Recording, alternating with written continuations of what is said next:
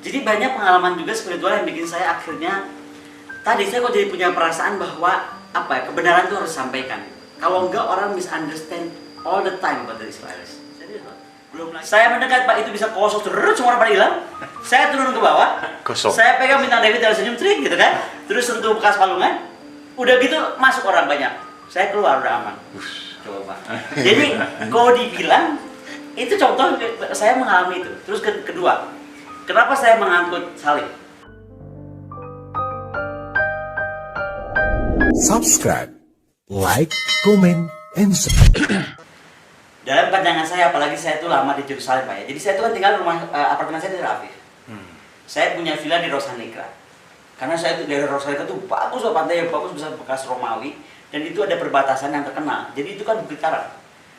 Saat perang, tentara-tentara penyelundup itu suka masuk lewat laut, Pak. Bukit karang itu, Pak, di antara laut. Jadi saya tuh melihat bagaimana sejarah apa ya, darah dan air mata itu. Jadi saya bisa rasakan itu. Nah, tapi Yerusalem itu buat saya beda karena tadi, Pak, saya di situ itu banyak mungkin mengalami, kok orang bilang apa ya, mengalami proses atau pengalaman spiritual. Transenden. Enggak transenden, tapi saya mengalami pengalaman spiritual yang menurut saya itu penting gitu. Contoh, saya bisa berdoa di tembok ratapan. Kemudian saya bisa masuk ke semua tempat apa yang saya nggak masukin. Bintang David. Tempat lahir Yesus itu, Pak, itu ada di gereja Kudus. Yang ketika kita masuk itu sebenarnya punya Ortodoks. Dan kalau kita mau tempat Yesus lahir yang ada bintang David itu kita mesti turun dari gereja itu ke bawah. Ruangannya kecil, Pak, paling cuma 2,5 meter, ada 2,5 meter. Ada palung David dan ada star David itu. Bapak bayangkan ini gereja Ortodoks yang hitam. Ortodoks kan hitam, Pak, enggak, ya kan, apapun warna tuh warna-warnanya suram gitu. Dengan bau-bau yang itu udah eksotik sekali ya, Pak. Dan saya ini orang yang gampang pingsan. Makanya kalau saya ke Arab, saya ke Mekah, saya umroh, saya pasti akan beli jam sepi karena saya nggak tahan lihat orang. Saya kalau lihat orang banyak saya pingsan. Nah terus saya mikir, aduh, saya mesti masuk ke situ, mau lihat bintang David, pengen nyentuh dong. Terus gimana caranya? Kok pasti pingsan lah, orang banyak banget orang masuk, Pak, dari mana-mana, segala bangsa. Terus saya kasih tahu sama pendeta Ortodoks, kamu lihat pilar itu, kamu pegang. Kamu tas pilar itu, kamu berdoa. Mau sama Bunda Maria kan, atau gambar segede itu, atau sama saya tadi kamu berdoa, kamu pengen masuk situ, dan kamu pengen kosong, karena kamu gampang pingsan. Believe it or not, Pak. Saya pegang itu pilar. Jadi kalau itu pilar itu ada Bunda Maria di sebelah kanan, Pak, dekat si turunan. Saya pegang, saya bilang, Tuhan, kalau memang kamu ada, saya udah pakai Tuhan aja, gue nggak tahu yang mana Tuhannya kan. Tuhan kalau ada, nih sekarang saya pengen nyentuh bintang David. Saya cuma pengen sendirian atau sama yang dampingi saya dari yang ikut. Untuk foto, bahwa bukti saya udah pegang bintang David. Jadi tolong kosongkan itu sebentar, kalau memang kamu ada. Serius, Pak. Saya mendekat, Pak, itu bisa kosong terus, semua orang pada hilang. Saya turun ke bawah. Kosong. Saya pegang bintang David dan senyum trik gitu kan. Terus sentuh bekas palungan. Udah gitu masuk orang banyak. Saya keluar udah aman. Coba, Pak. Jadi kalau dibilang itu contoh saya mengalami itu. Terus kedua, kenapa saya mengangkut salib? Karena saya itu kan tersentuh sekali dengan perjuangan Yesus waktu utamanya gara-gara filmnya Mel Gibson.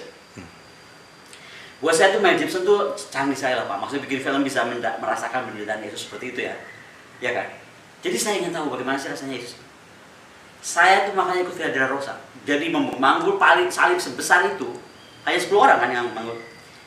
Dan setiap jatuhnya Yesus itu kan semua tanah di Yerusalem itu adalah tanah asli, Bang, nggak pernah boleh ditimpa sama nggak boleh.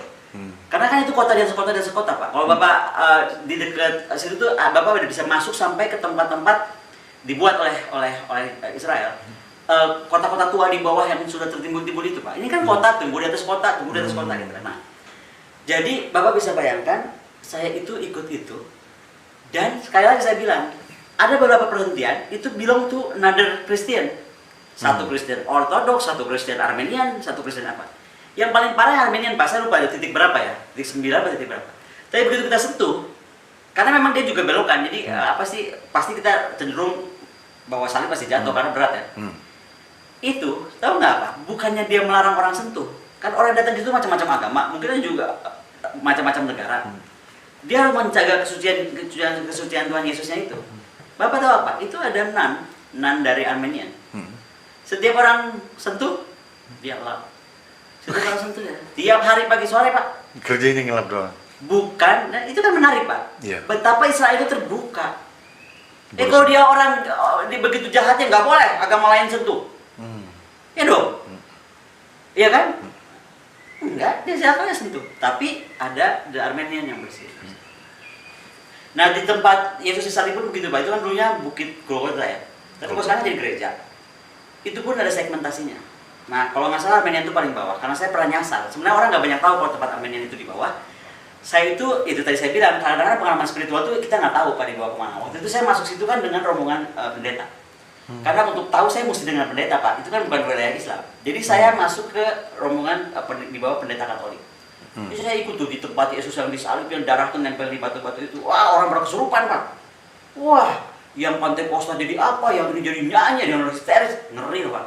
Trans kan Pak, trans karena kan ruangannya sempit. Terus ada energi ya, kalau kita bilang dari energi kan energi di situ gitu. Saya kan takut, saya lari. Karena ngeri lihat orang itu jerit lagi gitu, saya kabur.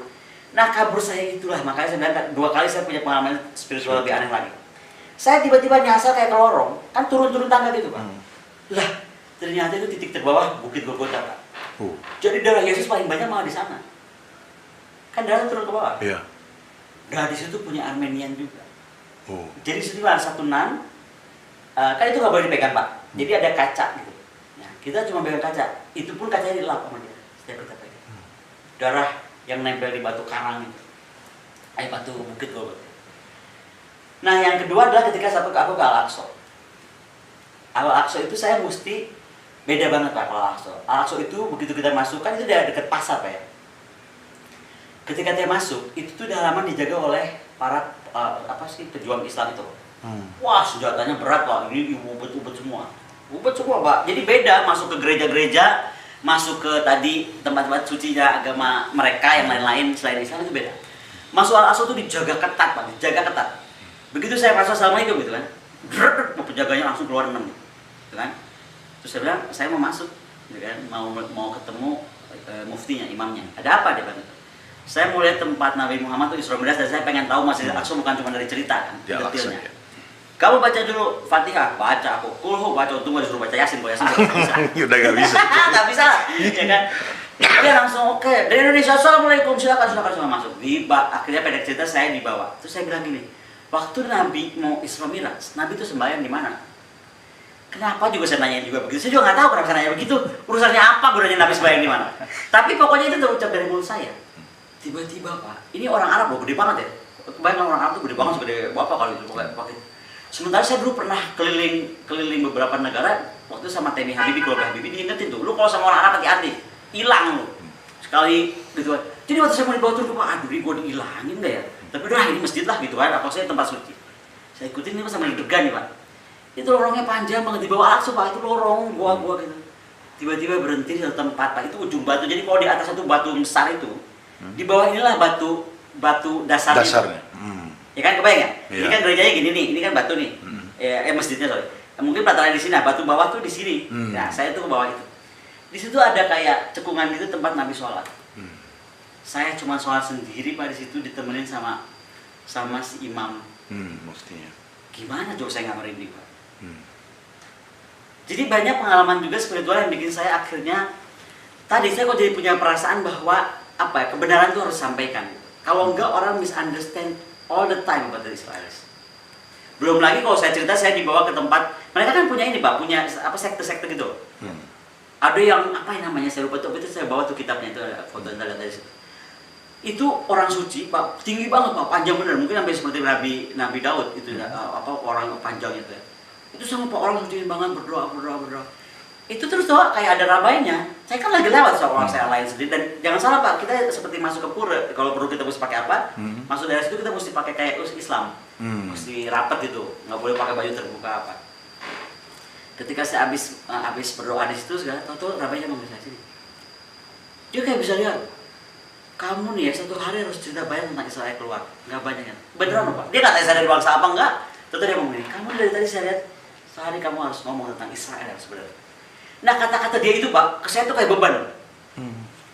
Beneran.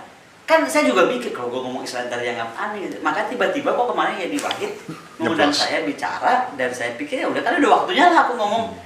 Orang mau membenarkan atau menyalahkan terserah, tapi itu pengalaman saya dong yang saya alami dan makanya saya tulis juga di buku gitu. nggak bisa itu gitu dialami orang. Coba ada belum lagi Bahai, ya kan? Iya. Bahai itu kan juga agama yang aneh kalau kita bilang, tapi dihormati di Israel. Ada bahaya di Israel. Lah, gereja terbesar paling bagus di ini Israel Bahai, Pak.